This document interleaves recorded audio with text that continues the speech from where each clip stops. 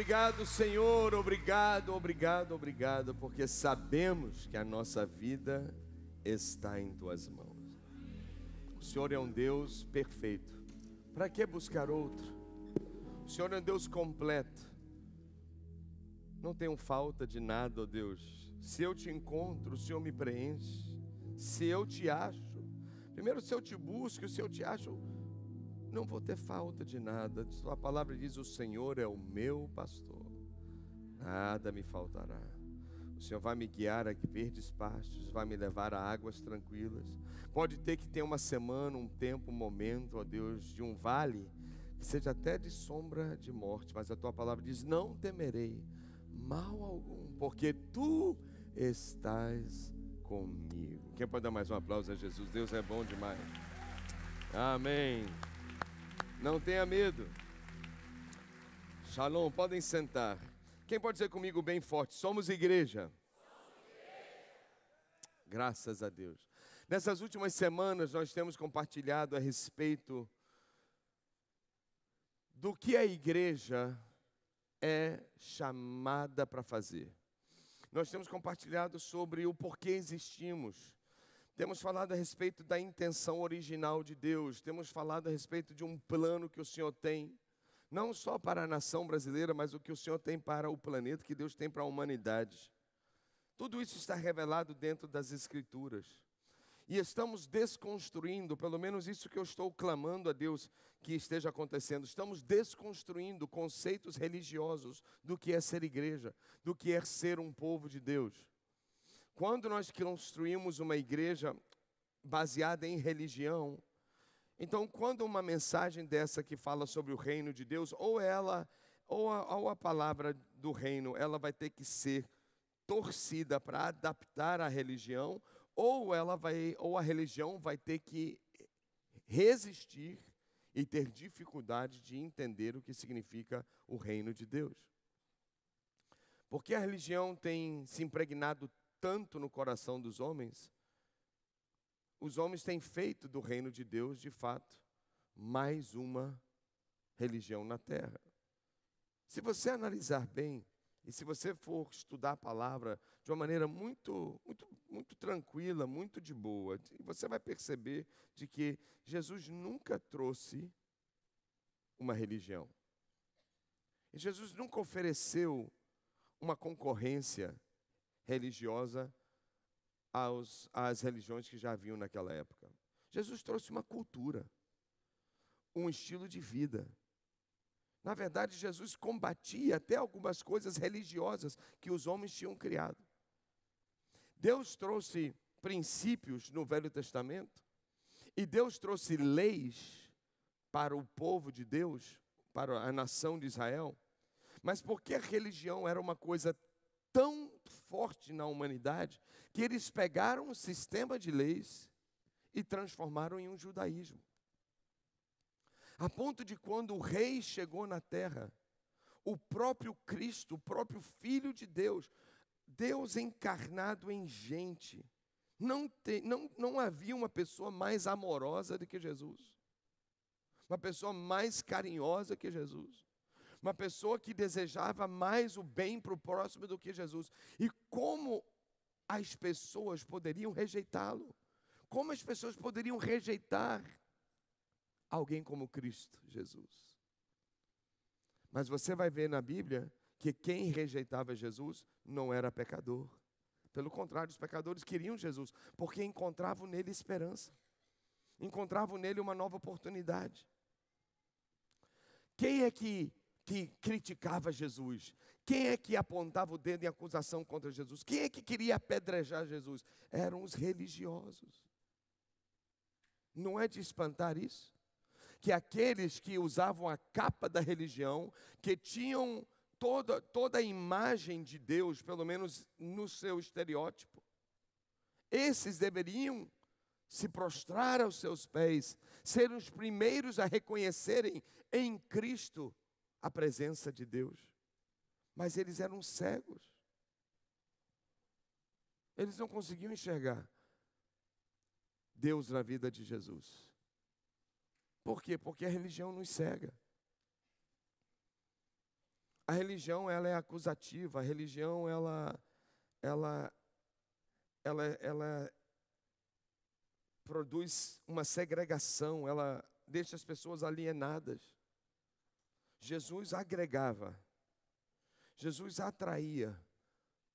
E toda hora que Jesus falava com alguém, uma mulher, por exemplo, ou então um leproso, as pessoas criticavam, diziam, como ele tem coragem de fazer isso? Até o sábado, até o dia do sábado, se Jesus curasse, eles achavam ruim. Não, Jesus, espera 24 horas para curar essa vida. Não, você podia morrer em 24 horas. Como a religião estava acima de fazer o bem ou de abençoar pessoas. É impressionante. Agora você pensa, será que é isso que Deus quer fazer através dessa igreja? Será que é isso que Deus quer fazer através da igreja dele na cidade? Nós temos que ter cuidado para nós não construirmos também uma ideia antiga, religiosa, a ponto de nós também, ao vermos o mover de Deus, a gente começar a criticar. A gente começar a apontar o dedo e dizer, olha isso aqui, olha isso aqui, isso aqui. Porque pessoas religiosas são assim. Pessoas religiosas identificam algo diferente do que elas acreditam e elas acusam que aquilo não é de Deus. Porque o religioso acha que tudo que ele faz e tudo que ele pensa é correto. Ouviram ou não? Então podem ter pessoas até dentro da igreja, podem ter pessoas até dentro dessa reunião, que olha e critica a igreja, critica o irmão, critica o outro, porque o religioso sempre acha que ele está certo. E tudo que ele fala ou pensa, ele representa Deus. E temos que ter cuidado. E como ovelhas desse rebanho, eu quero instruí-los sempre. Nunca critique alguém. Nunca fale mal de um pastor. Nunca fale mal de uma igreja. Vamos aprender isso, amém ou não? Você pode ter um pastor que aparece na TV e você pode não entender o que ele está dizendo, mas você não é obrigado a entender, mas você também não é obrigado a criticar.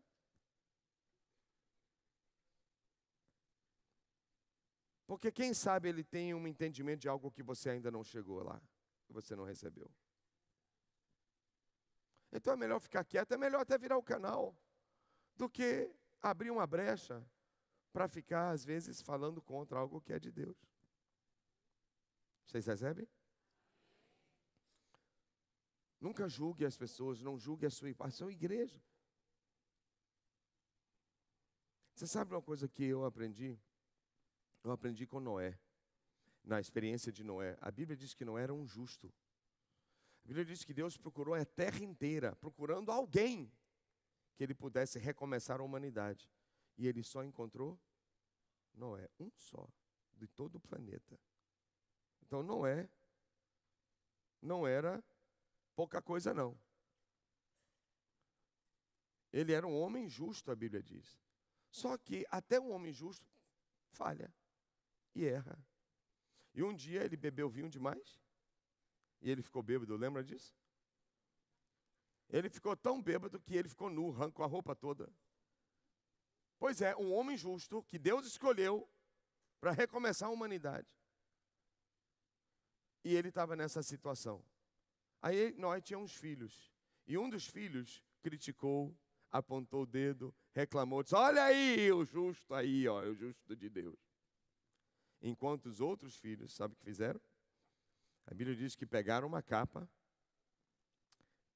cada um segurou de um lado e foram de costa para não olhar a nudez do pai e cobriram a nudez do seu pai. A Bíblia diz que estes foram abençoados e aquele filho que expôs a nudez do seu pai foi amaldiçoado pela boca de Deus.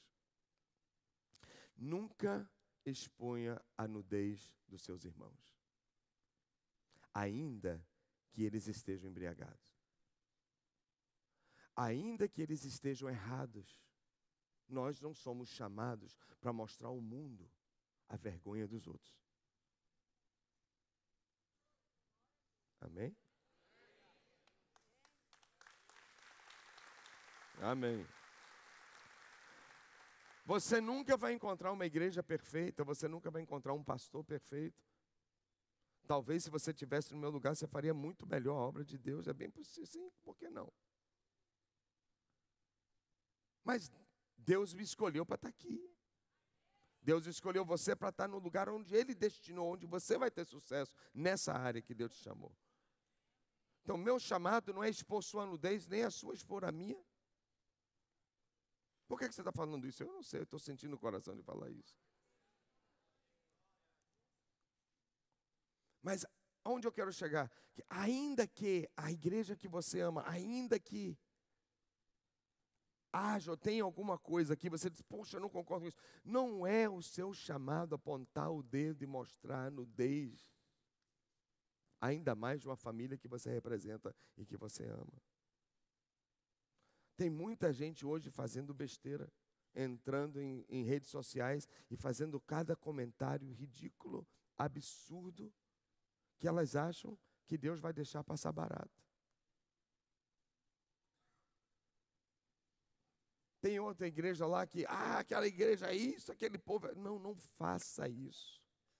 Você não é religioso. Religioso é que fica apontando o pecado dos outros. Quem pode dizer, eu não sou religioso? A Bíblia diz que é melhor sermos dois do que um, porque se um cair, o outro pisa. Eita.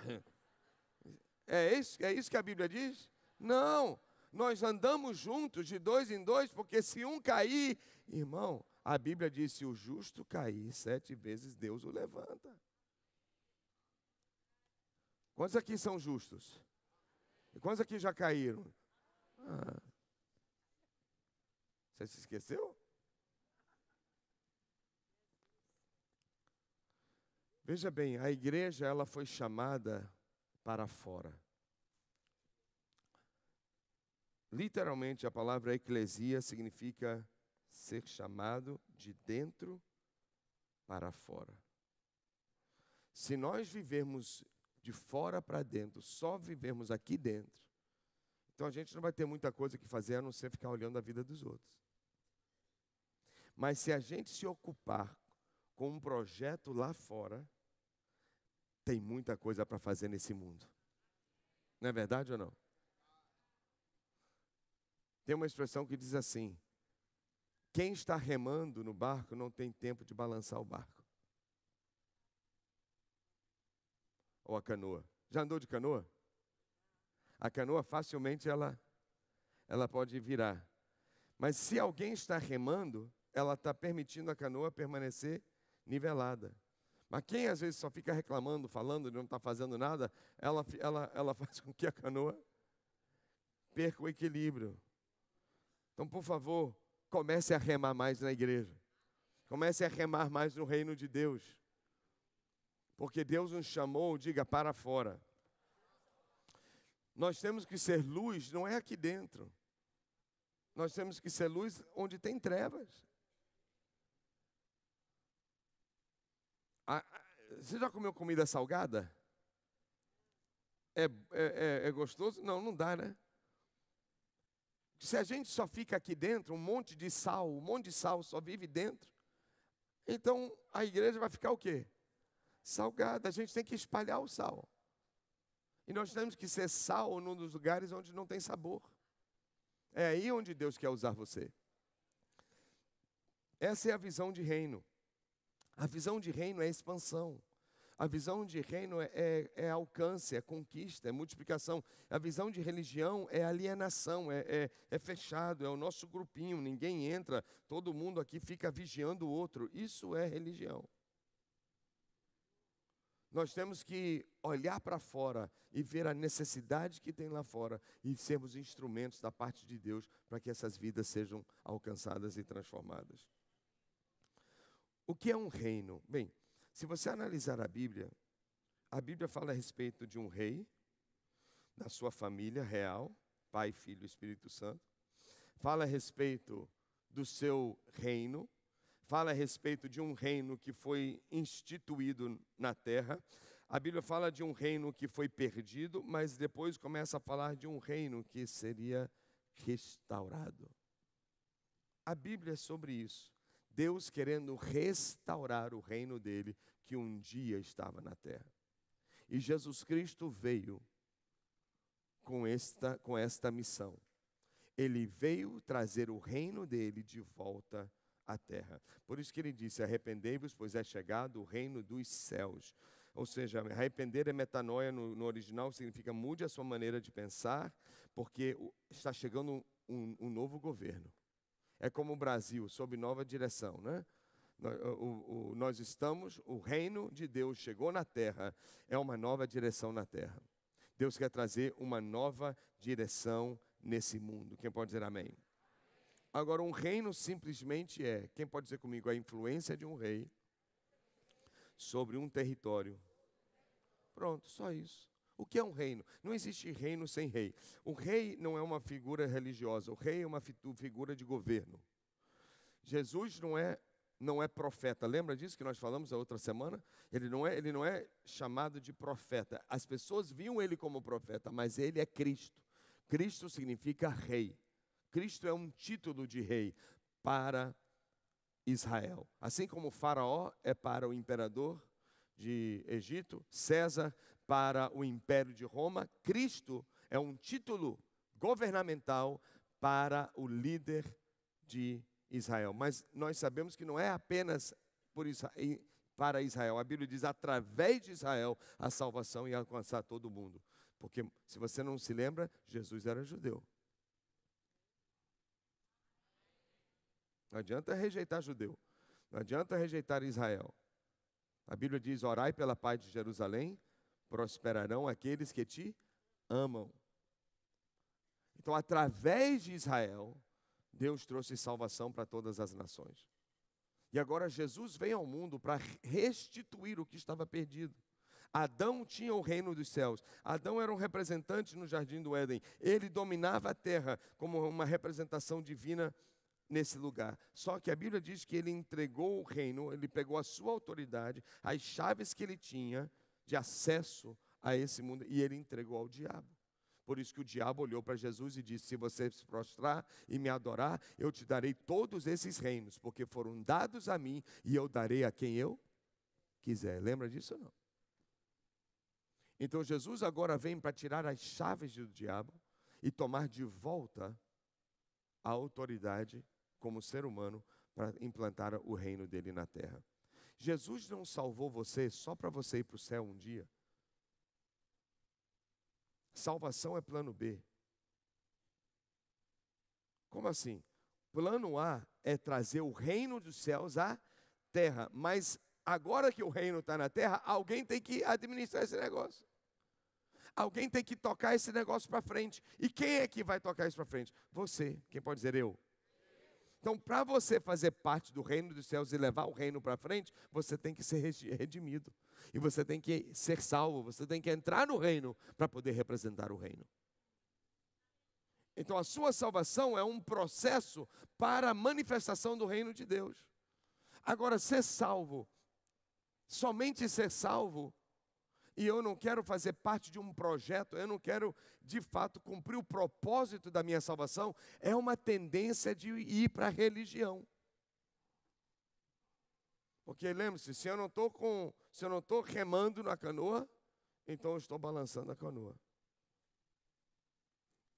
Quantos aqui querem remar? Aí a Bíblia diz assim, veja esse texto, Mateus 6. Mateus 6. Versículo 32 e 33. Você conhece esse texto. Os pagãos é que correm atrás dessas coisas. Falando a respeito de dinheiro e necessidades, etc, etc. Mas o Pai Celestial sabe que vocês precisam delas.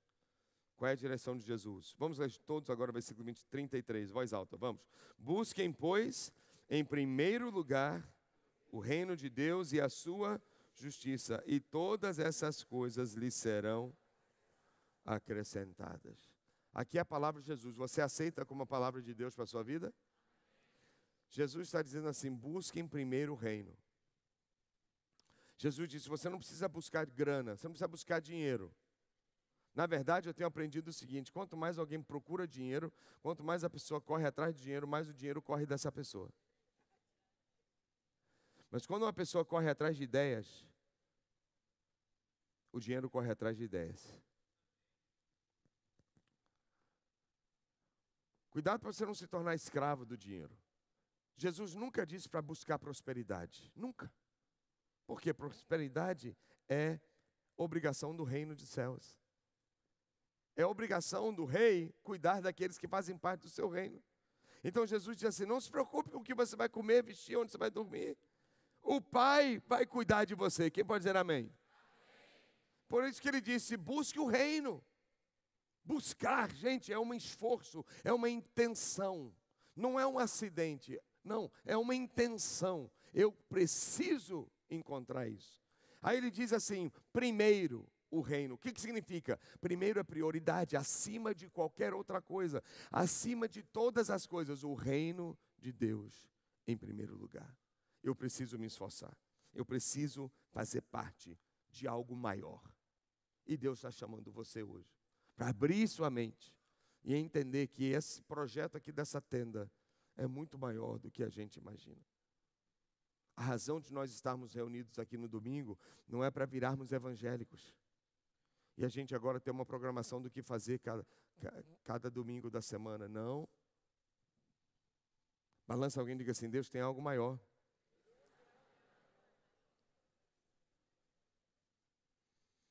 A intenção do reino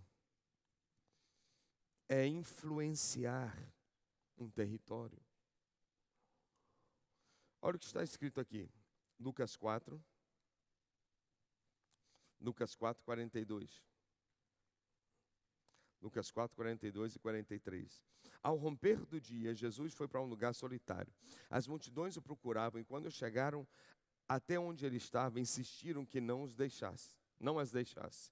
Mas Jesus disse: é necessário que eu pregue as boas novas, boas novas significa evangelho. É necessário que eu pregue o evangelho, quem pode dizer, do reino. Qual é o nome do evangelho? É necessário que eu pregue o evangelho do reino de Deus noutras cidades também, porque para isso eu fui enviado. Eu amo essa última parte. Para isso eu fui enviado. Se tinha alguém nesse planeta que sabia o que tinha que fazer com a vida dele, era Jesus. Eu vim para isso. Você já chegou nesse ponto na sua vida? De saber por que você veio? São 3 perguntas fundamentais que todo ser humano precisa ter a resposta. Da onde ele veio? Por que ele veio? E quem essa pessoa é? Quem ela é? Da onde veio e por que veio? Você tem que saber isso. Enquanto você não tem respostas para isso, a vida fica dando voltas. A gente fica só na tentativa de acertar, na tentativa de descobrir. E eu quero dizer a você que você pode ter certeza que você veio implantar o reino de Deus. Deus não te salvou à toa. Deus não te salvou para você virar religioso. Deus te salvou para você representar o reino dele. Quantos aqui lembram que você é embaixador de Cristo? Sim ou não? Lembra ou não? Então, existe uma prioridade. Agora, o que é interessante é que Jesus diz assim: eu preciso pregar o evangelho do reino. Quem pode dizer o evangelho do reino? Veja esse texto aqui, Mateus 10, versículo 7. Olha que curioso. Mateus 10, versículo 7. Jesus, quando enviou sua equipe de 12 para fazerem a obra, Jesus disse assim: por onde forem, preguem esta mensagem. Quem pode dizer esta? Preguem esta mensagem. Qual é a mensagem que temos que pregar? O reino dos céus está próximo. Tem muitas mensagens boas para vocês pregarem. Tem muito tema interessante hoje no mundo para você pregar. Mas a mensagem que você deve escolher é: o reino de Deus está entre nós. Quem pode falar reino? Capítulo 24, veja esse texto agora, Mateus 24, versículo 14. Mateus 24, 14. E este evangelho do reino, mais uma vez está escrito aí. Quem pode dizer este? Só mais uma vez. Este evangelho do reino será pregado em todo o mundo, como testemunho a todas as nações. Vamos ver juntos a parte aqui, final. Então virá o fim. E este evangelho do reino. Por que Jesus ficou marcando esta mensagem, este evangelho do reino? Porque tem muitas mensagens e tem muitos evangelhos. Ele disse: pregue este evangelho. Este. Qual é este? O do reino. O do reino. E ele diz assim: quando este evangelho, não estes que existem por aí, só de motivação, só de empolgação e um monte de outra coisa. Não, não. Este evangelho, quando este evangelho do reino for pregado, então virá o fim. Então perceba que o fim do mundo não depende de um tsunami, não depende de um terremoto e nem depende de terroristas. Toda hora que a gente vê um tsunami, a gente é o fim do mundo, Jesus está voltando, aleluia. Vê um terremoto, se prepare para te encontrares com Deus. Porque a gente acha que isso aí é a prova que ele está chegando. Não. A Bíblia diz que são apenas sinais. São dores de parto. Ainda não é o nascimento. Ou seja, ainda não é a chegada. A Bíblia diz, condiciona a volta de Jesus ao mundo é se o evangelho correto for pregado. O evangelho do reino. E o que é reino? Repetindo, simplesmente, é a influência de um rei sobre um território. Qual é o nome do rei? Jesus. Então, quando a influência de Jesus estiver em um território, quando a vontade de Jesus estiver influenciando a vontade das pessoas, quando a moral de Jesus estiver entrando na moralidade das pessoas, quando o caráter de Cristo for o caráter do povo, a Bíblia diz, então esse é o momento que Jesus quer vir, quer voltar para salvar o máximo de vidas possível nesse planeta que já chegou a 8 bilhões de seres humanos. Que alegria Deus vai ter em chegar hoje na Terra e mais de 7 bilhões de pessoas serem perdidas. Não há alegria nisso. Nós temos que viver o reino e não mais uma religião. Quem está entendendo? Uma religião. Qual é a visão de reino? Preste bem atenção. Todo reino quer expandir. Nós não podemos rejeitar o conceito de reino porque nós temos uma mentalidade de democracia. O mundo ocidental vive uma outra realidade. O mundo do Oriente tem um conceito um pouco melhor do que é um reino. Mas, infelizmente, os reinos que existem em vários lugares não são bons exemplos. Então, nós não vamos repetir o mau exemplo de um reino liderado por pessoas humanas mal intencionadas.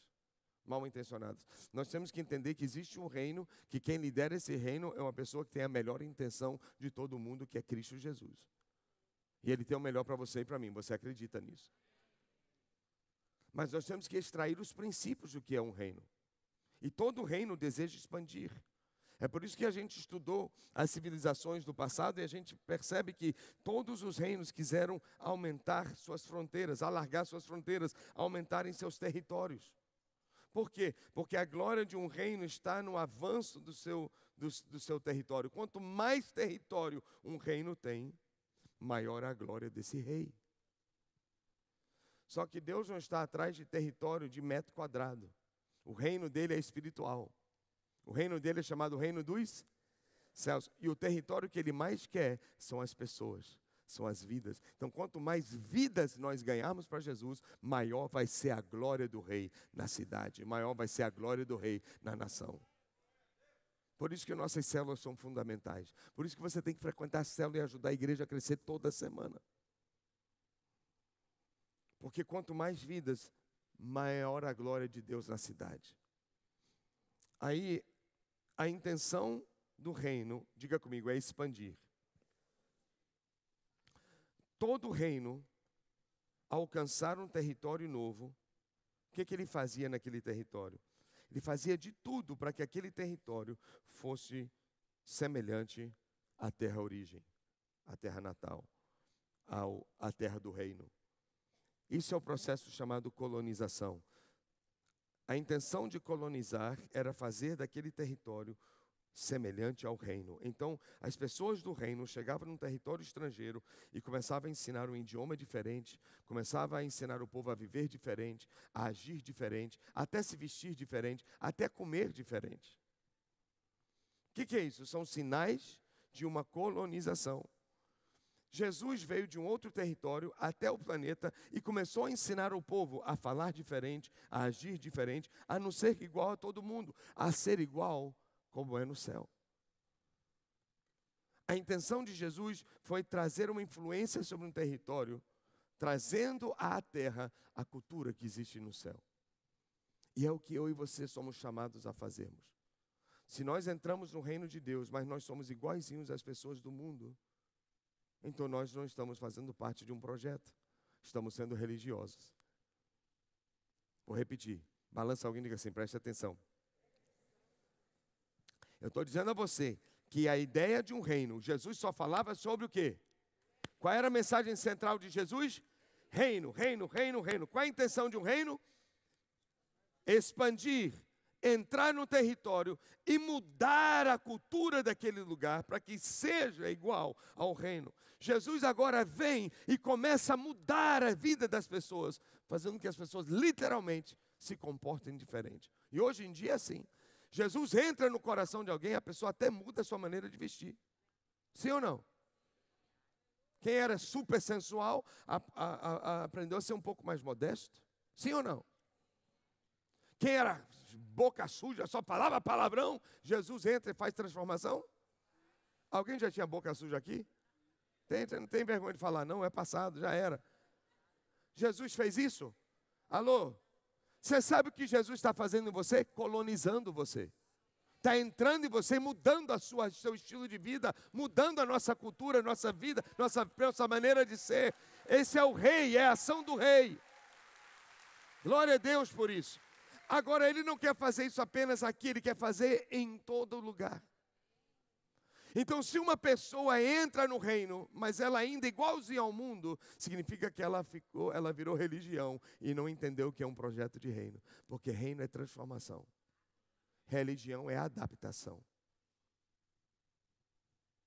O que você escutou? O reino é o quê? Transformação. Mas religião é o quê? Adaptação. Por que pessoas não querem, muitas vezes, pessoas religiosas não querem o reino? Porque no reino não tem negócio, não tem negociação. Você não negocia com o reino. Jesus nunca mudou seus princípios para poder se adaptar às pessoas. Mas religião não. Religião você adapta, você confecciona uma religião de acordo com aquilo que você gosta e é confortável para você. Por isso que tem mais de 10 mil religiões. As pessoas confeccionam a religião de acordo com o que ela acredita. E ela faz seu próprio Deus. Jesus não veio fazer isso. Reinos não adaptam. Reinos conquistam. Reinos transformam. E Jesus fala do reino dos céus, o reino dos céus. Querido, você não faz parte de uma religião. Você faz parte de uma igreja, de um reino. Se eu pudesse, eu falei para vocês outro dia, porque a Bíblia diz que somos chamados embaixadores de Cristo. Igreja é uma agência, meu pai sempre me falou isso desde pequeno, agência dos céus na terra. Se fosse ajudar alguém a entender melhor do que é igreja, eu ia trocar o nome de igreja e ia colocar embaixada. Primeira embaixada, nem sei se podia chamar mais batista, porque já é denominação. A embaixada dos céus na terra. Aqui é um grupo de representantes do Rei Jesus Cristo. E esse grupo está na terra para fazer uma grande diferença e transformação social, cultural, espiritual, em todos os sentidos. É isso que Deus quer fazer. Você está entendendo ou não? Você está entendendo ou não?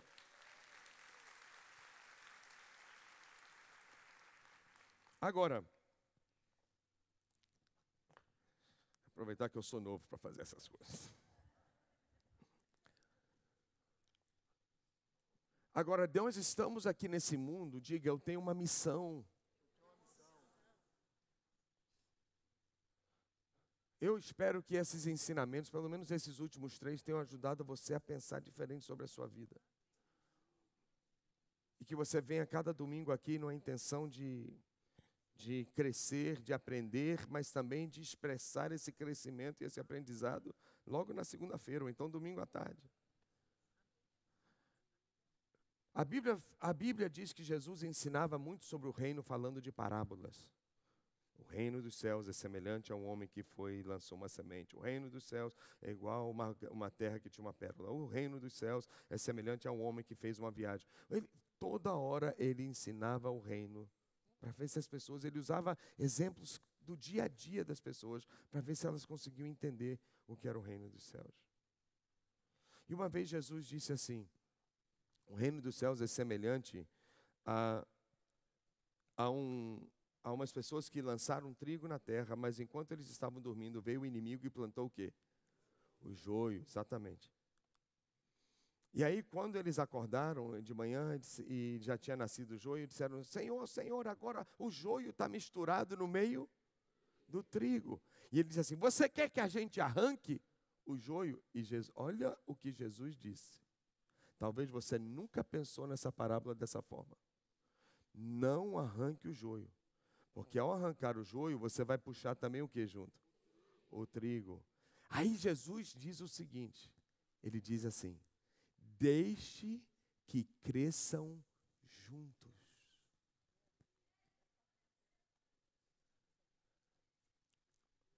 O trigo é o cidadão do reino.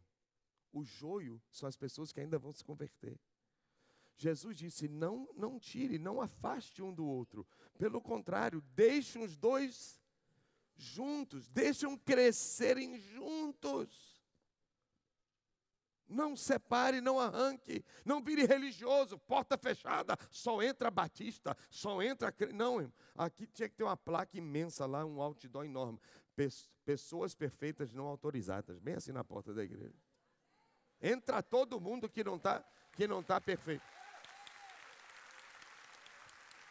Porque o reino agrega, religião segrega, ele se afasta. Aí Jesus diz, não separe, deixe que cresçam juntos. Deus quer você no mundo.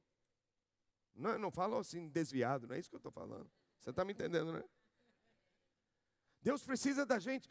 Está lá escrito em João 17, ele fez uma oração ao seu pai, face a face com seu pai, e disse, não os tire do mundo. Olha que palavra, que clamor. Eles não são desse mundo, eu sei que eles não são daqui, mas eles estão aqui. Não os tire daqui, porque o mundo precisa deles. Deixe que cresçam juntos. Para você influenciar o trigo. Para você influenciar o joio. Para você fazer a diferença. Aí teve um momento que Jesus ensinou, e eu vou concluir com isso aqui. Teve um momento que Jesus ensinou o reino de uma parábola simples sobre o fermento. Dá uma olhada agora nesse texto. Mateus 13. Mateus 13, versículo 33.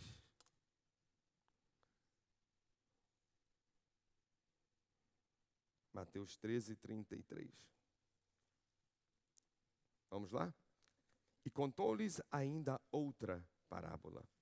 O reino dos céus é como o fermento que uma mulher tomou e misturou com uma grande quantidade de farinha e toda a massa ficou fermentada. Vou pedir que só a igreja levante a voz e repete, por favor, esse versículo. Vai lá. E contou-lhes ainda outra parábola. Qual foi? Vai.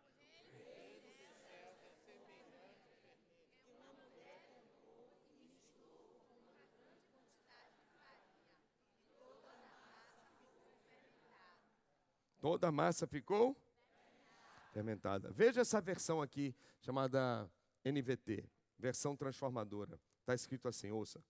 O reino dos céus é como o fermento usado por uma mulher para fazer pão. Olha a ilustração que Jesus está querendo ensinar o reino. Para ele ensinar o reino, Ele usou uma simples analogia de uma mulher fazendo pão. Quantas mulheres sabem fazer pão e com toda a modéstia, faz direitinho, vai? Sabe? Tem mulher que abaixou a mão. Tem coisa mais simples do que isso aqui? Mas o que o Senhor está querendo nos mostrar, o que é o reino?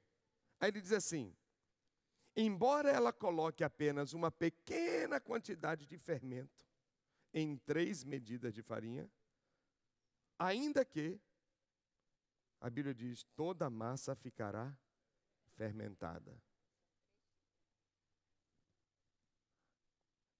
Eu nunca fiz pão, já comi um monte,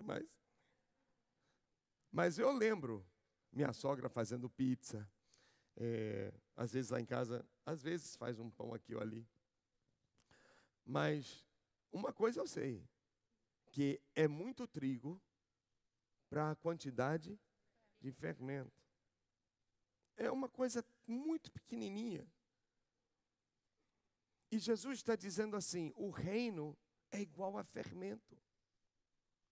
O que é que Jesus quer mostrar para você essa manhã? Eu e você fazemos parte de um reino, de um governo celestial que chegou na terra e que quer transformar culturalmente esse lugar. Fazemos parte de um projeto. Aí Jesus diz assim, o reino é igual ao fermento. Como o fermento trabalha? Se descobrirmos como o fermento trabalha, eu vou saber como trabalhar nesse mundo. Ok? Quem pode olhar para alguém profeticamente e dizer assim, você é fermento?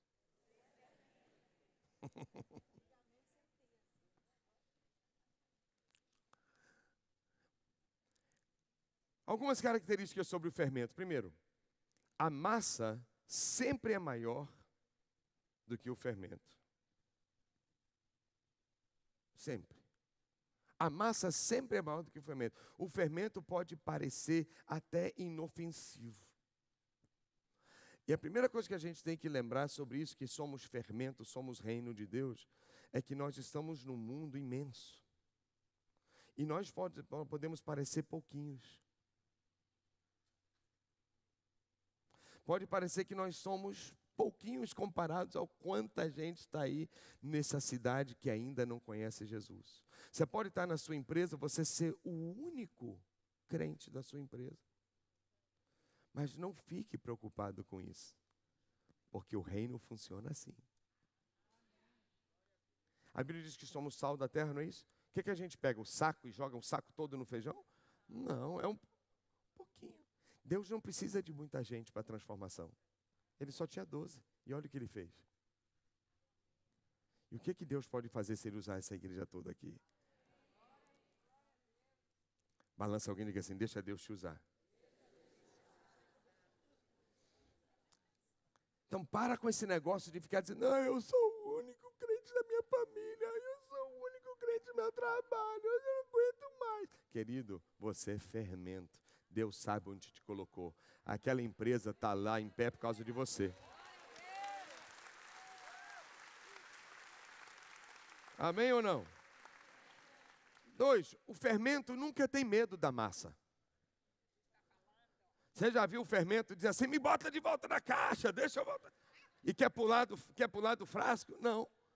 O fermento vai lá, ó, quietinho, vai lá, se mistura. Quando vê, ele já influenciou a massa inteira. Fermento nunca tem medo da massa. O fermento nunca é intimidado. Balança alguém e diga, não tenha medo. Nunca seja intimidado, nunca, em qualquer desafio que você enfrente. Nunca se sinta pequeno, porque a Bíblia diz que maior é aquele que está dentro de nós do que aquele que está contra nós.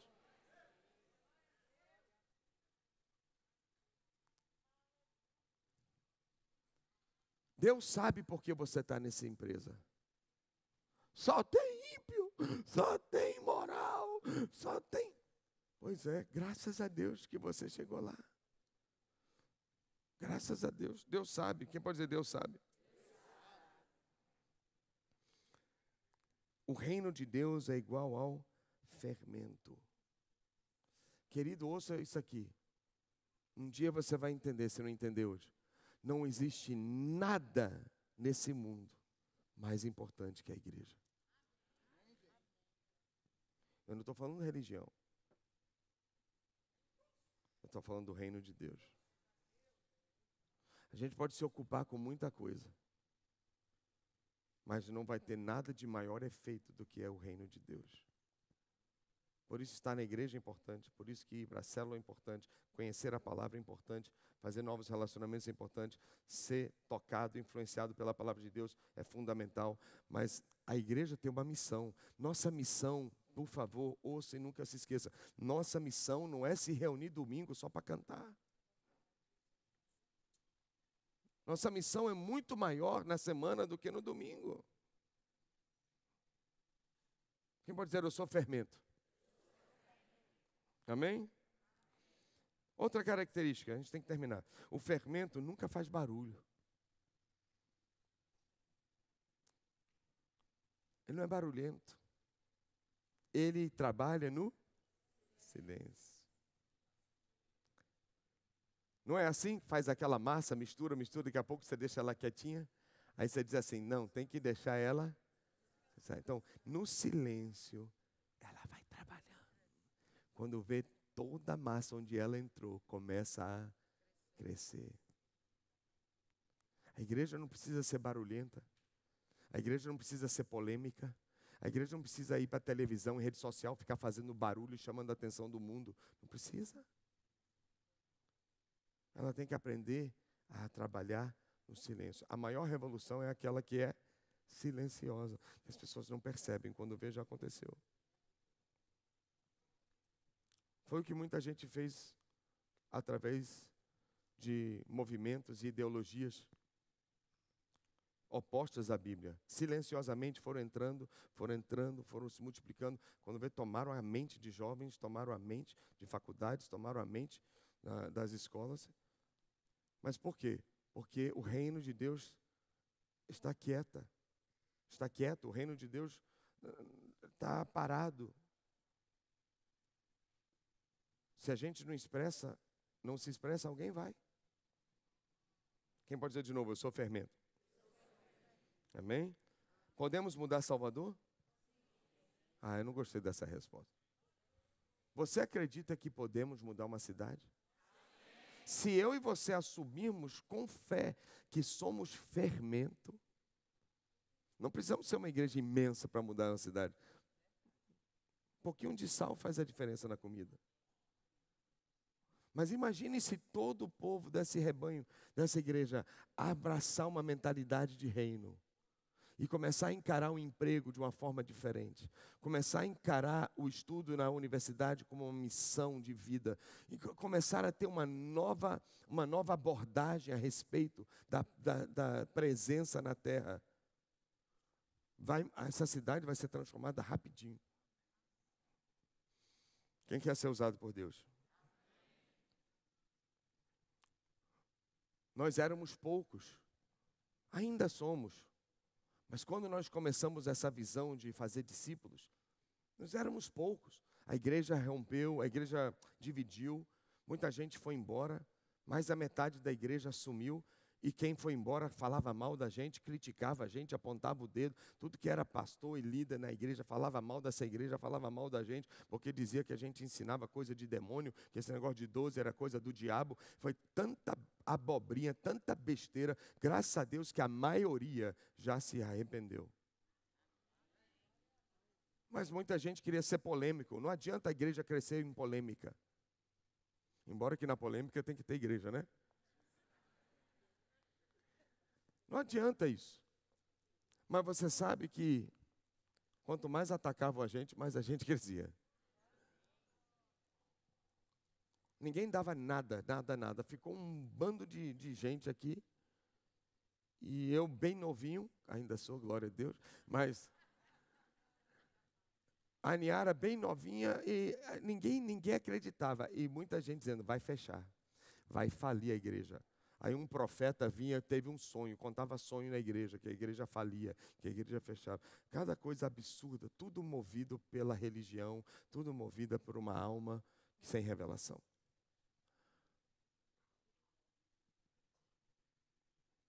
E sabe o que a gente fez? A gente ficou quietinho. A igreja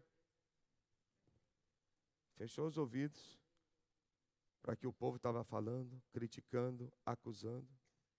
Paravam na porta da igreja com o carro, não deixavam as pessoas entrarem no antigo prédio da igreja. E levavam para outras igrejas. Diziam, não entra aí não, que você vai se perder.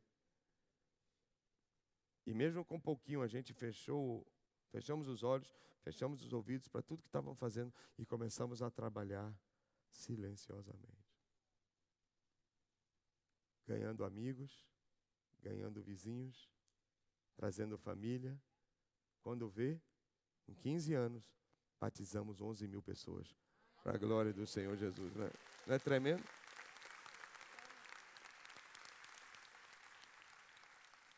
Balança, diga assim, o reino funciona assim. Outra característica sobre fermento. Cresce debaixo de pressão e calor. Recebe essa revelação aí para você. O fermento precisa de calor e de pressão para poder ter efeito. E você é fermento nesse mundo.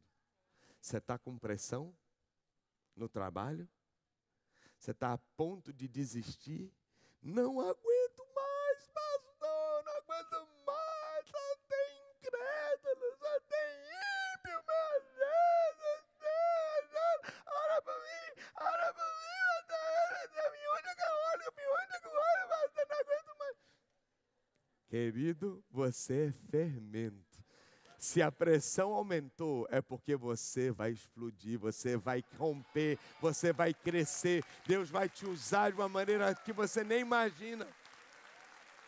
É justamente nesses limites que nós nos revelamos. Aqui você vai ver como Deus consegue lhe alargar, lhe expandir. Deixa Deus lhe expandir. Então, se aumentar o calor, você está entendendo. Aumentou a pressão no trabalho, você vai dizer, Deus está querendo que eu cresça. E de forma silenciosa, não precisa brigar, não precisa bater boca com ninguém. Faça seu trabalho, faça como Jesus faria. Sorria, abrace, perdoe, desconsidere, não releve algumas coisas. Ame, sirva, sem esperar nada em troca. Faça o que Deus mandou fazer. E você vai ver que logo, logo as coisas vão ser transformadas.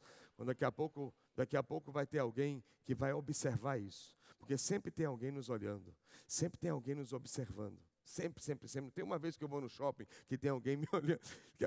Quando eu percebo, você já percebeu que alguém está olhando você?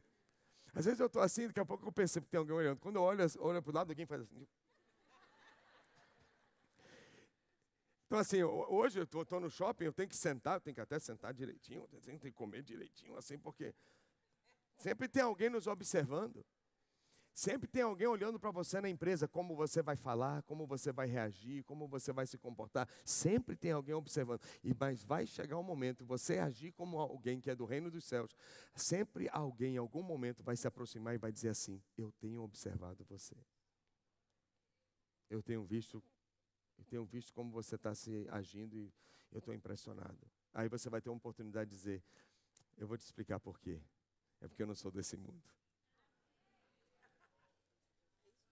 Eu reproduzo, eu tento reproduzir, eu faço o meu melhor para representar o meu rei, que é Jesus. Daqui a pouco você vai ver que pessoas vão começar a ser atraídas. Querido, se uma pessoa está replicando o mundo e ela começa a agir como o mundo e pensar como o mundo, digamos assim, um jovem entrou na faculdade, ele começa a virar a cabeça e ele começa a se comportar como o mundo, ele não é fermento. Ele não está sendo fermento. Mas se o mundo começa a reproduzir quem você é, então você é do reino de Deus. Você é fermento. E Deus está te usando. E Deus hoje está dizendo para você que Ele precisa da sua vida. Não aqui dentro. Última característica do fermento. O fermento é inútil dentro do pacote. O que você entendeu? O fermento é o quê? É inútil dentro do pacote. Ele só é útil aonde? Na massa. Você é mais importante para esse mundo do que para a igreja. Aqui é o pacote. Nós não somos chamados para ser fermento aqui. Nós somos chamados para ser fermento lá fora. Aí Jesus vem e diz: o reino dos céus é igual a uma mulher que pegou uma pequena quantidade de fermento e misturou em 3 grandes medidas de farinha. E o que o fermento fez? Fermentou, influenciou a massa inteira. Deus está nos chamando para uma nova era de influência. Chega de religião, é chegado o reino dos céus. Quem pode dizer amém? Glória a Deus. Vamos orar? Vamos ficar em pé. Oh, bênção. Espero que Deus tenha ministrado a você hoje de manhã.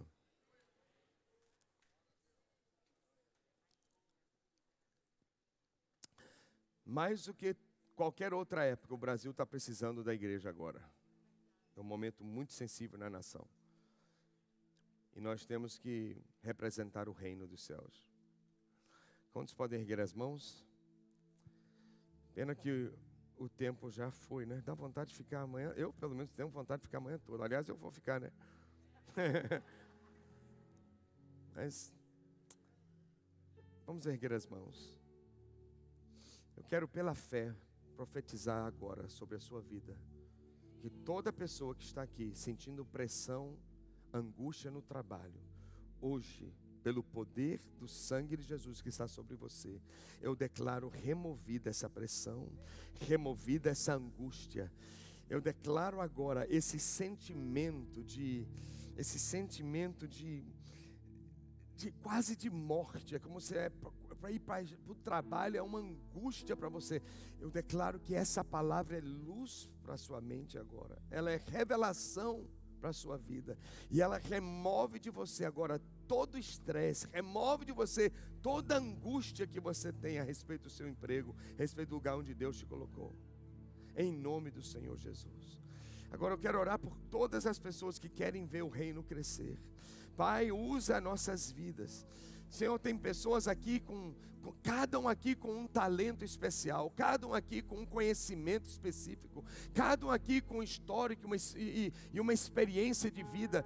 Todos aqui, ó Deus, tem penetração nessa sociedade de alguma forma, e podemos, ó Deus, levar a luz, podemos levar o sal, podemos, Senhor Deus, fermentar essa sociedade com o evangelho do reino. Não o evangelho, Senhor Deus, de tantas coisas que tem por aí, não o evangelho do reino, Senhor Deus, que é uma transformação social. Queremos ver mudanças sociais, mudanças culturais, mudanças econômicas, mudanças políticas, Senhor Deus, na nossa sociedade. Usa a igreja, Pai, liberta-nos do entendimento religioso, de achar que a nossa missão é só se encontrar no domingo aqui. Não, estamos no domingo aqui, que é importante para recebermos Tua presença, para encontrarmos nossos irmãos, para recebermos uma direção do Senhor. Mas, ó Deus, nossa missão, ó Deus, é na massa, é no meio da multidão dessa cidade. E eu declaro, Deus, essa igreja exitosa, eu declaro essa igreja de sucesso, onde ela avança, ela cumpre o seu papel. Eu declaro cada pessoa aqui sendo um instrumento poderoso essa semana para Deus. Eu declaro em nome de Jesus, revelação da sua existência, do seu propósito. Declaro favor sobre a sua vida, que o Senhor lhe use de uma maneira surpreendente, e que a sua vida cada dia se aproxime mais do destino que Deus tem para você. Em nome do Senhor nós oramos. Quem pode dizer amém? Amém, amém, amém. Deus te abençoe. Alegria estar com você. Por favor, ministre aí umas 4 pessoas dando um abraço, dizendo assim: somos fermento. Somos fermento. Diga assim: está na hora de influenciar. Olha para a pessoa e diga assim: vai lá fazer seu trabalho. Um beijo para você.